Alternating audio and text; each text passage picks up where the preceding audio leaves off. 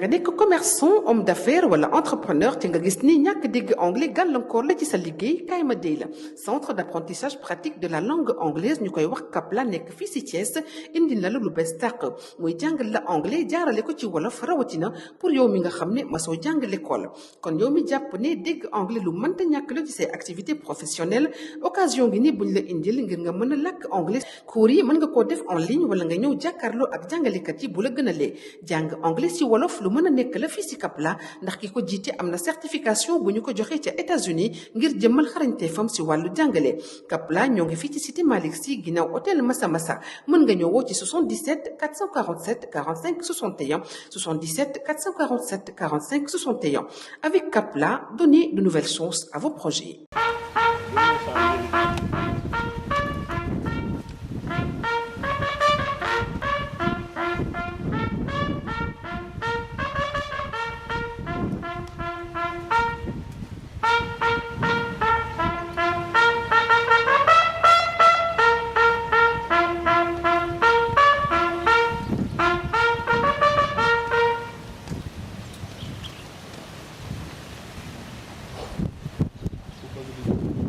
Sous-lieutenant Malick Fall, chef de la section de l'ordre, à mon colonel.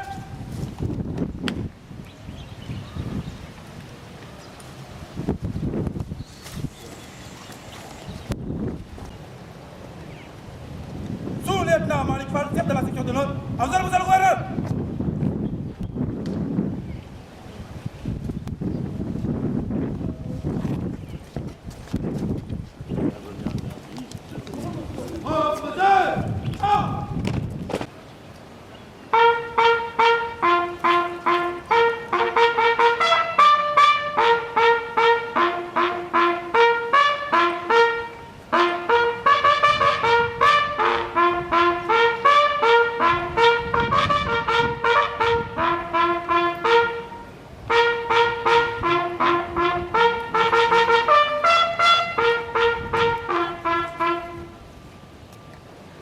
Sous-lieutenant Malick Fall, chef de la section d'honneur, à son général.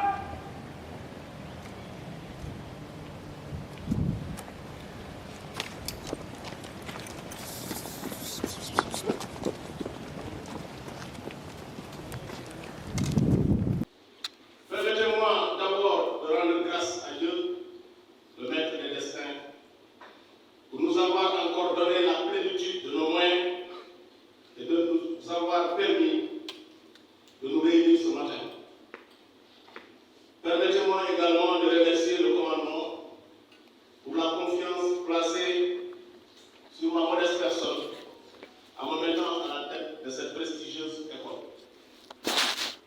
Permettez-moi encore, au nom des officiers, sous-officiers, militaires durants et personnel civil de l'école d'application et de perfectionnement intégral, de souhaiter la bienvenue à toutes les illustres personnalités civiles, militaires et paramilitaires qui ont rehaussé de leur présence cette cérémonie. Les accueillis par ma voix vous dit merci d'être venus. Nos remerciements vont particulièrement à Monsieur le général de division, sous-chef d'état-major général des armées, pour avoir accepté de présider cette activité majeure de l'école. La cérémonie qui nous réunit aujourd'hui marque la fin de la deuxième session du cours de formation des futurs commandants d'unité d'infanterie de l'année 2024. Mon général, chers invités, le cycle que nous clôturons ce matin a débuté le 19 septembre 2024. Il a accueilli 25 officiers stagiaires, dont 7 des pays amis du Bénin, du Burundi, de la Guinée équatoriale, de la République démocratique du Congo, de l'Ouganda, du Rwanda, du Tchad et 18 Sénégalais répartis ainsi, 14 de l'état-major de l'armée de terre, 1 de la brigade nationale des sapeurs-pompiers, 1 de la gendarmerie nationale,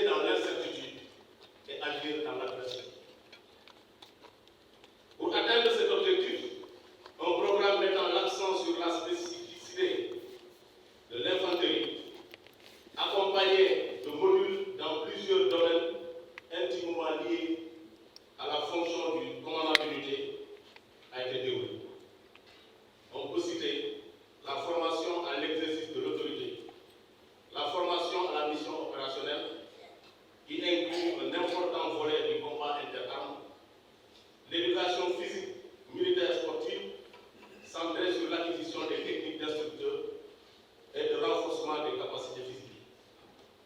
La formation administrative, technique et linguistique. L'enseignement du combat assisté par ordinateur à travers la simulation tactique Romulus.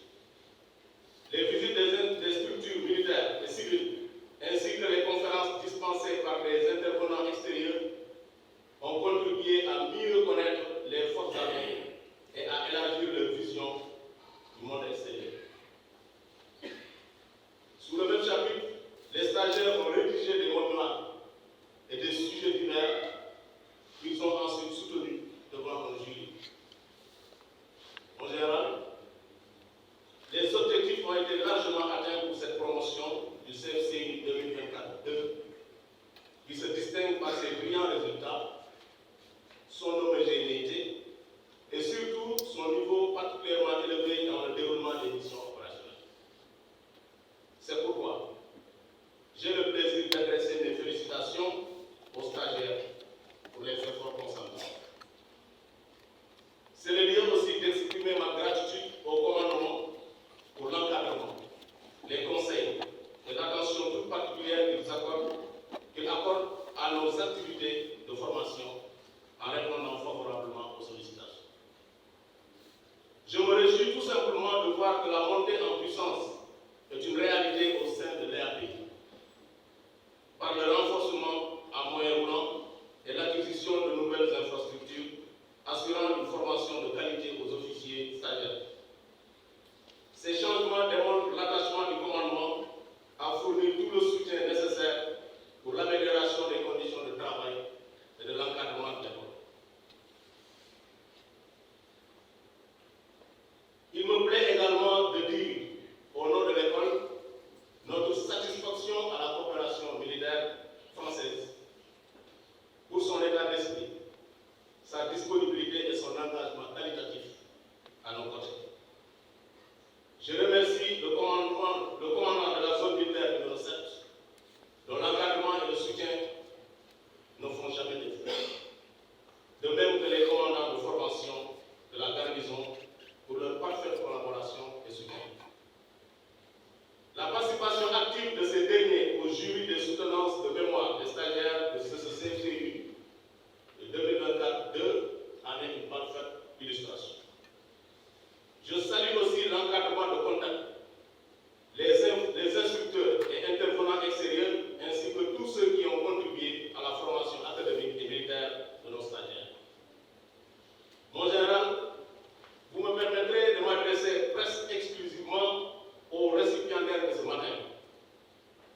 La raison est simple. Ils constituent les acteurs de la manœuvre de l'infanterie, notre raison d'être.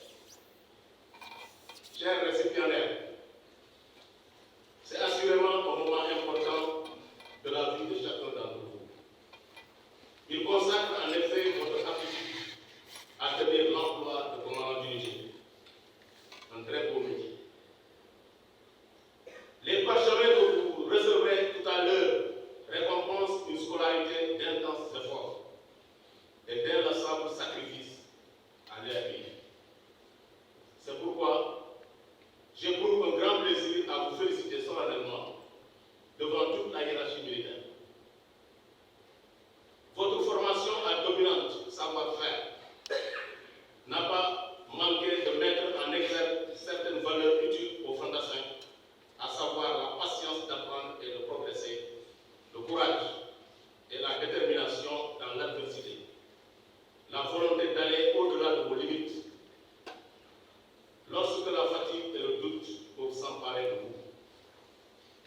Le dévouement et l'abnégation au service de la patrie, la confiance en soi et dans les autres. En vous transmettant ces valeurs, vos encadreurs ont fait leur devoir.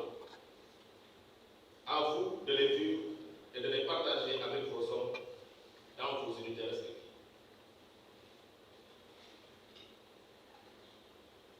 Vous avez choisi l'infanterie, donc vous avez choisi l'homme comme premier outil de combat. Accordez-lui toute l'importance qui officier. Plus que tout autre combattant, vous avez à l'esprit que ce choix engage votre vie. Vous allez bientôt tenir des emplois valorisants et exigeants. Vous en connaîtrez toute la grandeur et le prix. Vous saurez qu'ils exigent détermination et courage. Les réflexes que vous avez acquis en ces murs sont de ceux qui structurent et qui demeurent tout au long de votre carrière. Vous en aurez rapidement besoin, car vous serez bientôt engagé dans des situations complexes, requérant de grandes qualités humaines et professionnelles. Il faudra donc donner le meilleur de vous-même pour commander des hommes et des femmes qui attendent beaucoup de vous. Vous ne devrez jamais les décevoir, mais je sais que vous y êtes préparés. Cet engagement orientera votre existence. Il saura vous rendre heureux. Il pourra être douloureux parfois. Vous garderez en permanence la confiance que vos nations respectives ont placée en vous.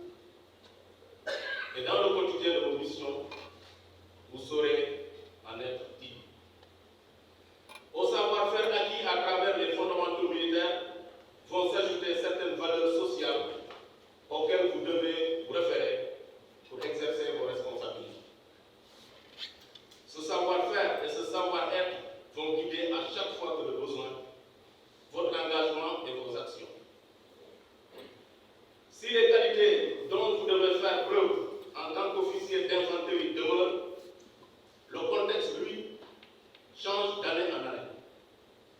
Le monde dans lequel vous servez est radicalement nouveau. Il gagne chaque jour en complexité et des certitudes de naguère ont perdu de leur pertinence. Il vous faut désormais faire face à des intérêts divers et à des phénomènes géopolitiques, économiques, technologiques, culturels qui s'interpénètrent et imbriqués comme jamais auparavant. Vous devez répondre à de multiples sollicitations à l'intérieur comme à l'extérieur de vos territoires. Vous devrez prouver votre efficacité face aux nouveaux types de menaces et de défis auxquels vous serez confrontés, car vous êtes avant tout des chefs de guerre au contact. La sous-région, dont la plupart d'entre vous sont originaires, est aujourd'hui infestée d'organisations criminelles et djihadistes. Il s'agit là d'un défi que seule votre foi inébranlable dans les valeurs cardinales qui fondent nos sociétés, et en particulier celle qui commande l'exercice de votre carrière militaire, vous permettra de relever. Jeune chef fantassin, désormais votre statut vous engage à l'impérieux devoir d'œuvrer inlassablement, si nécessaire, au péril de votre vie, à la sauvegarde et au renforcement de la souveraineté de vos États, à la défense et à leur intégrité territoriale et à la sécurisation des personnes et de leurs biens dans un environnement de plus en plus marqué par des défis multiformes, comme je l'ai dit plus haut. En guise de viatique, je vous invite à méditer et à vous approprier cette citation d'Antoine de Saint-Exupéry. Je cite: le don de soi, le risque, la fidélité jusqu'à la mort, voilà ce qui fait la noblesse de l'homme. Fin de citation. N'oubliez jamais à cet égard que la toute haie ne sera toujours à l'image du chef, c'est-à-dire à votre image. En optant d'être fantassin, vous avez fait le choix de lier votre destin à celui de votre pays. Je sais compter sur vous pour assumer cette vocation. Cher commandant d'unité, il ne me reste qu'à vous souhaiter une bonne chance et beaucoup de courage, tout en vous invitant à vous inspirer en permanence de la devise de notre école. Jan Girdan, apprendre pour vaincre. À tous ici présents, Je vous souhaite une bonne et heureuse année 2025. On ne tue, on ne déshonore pas.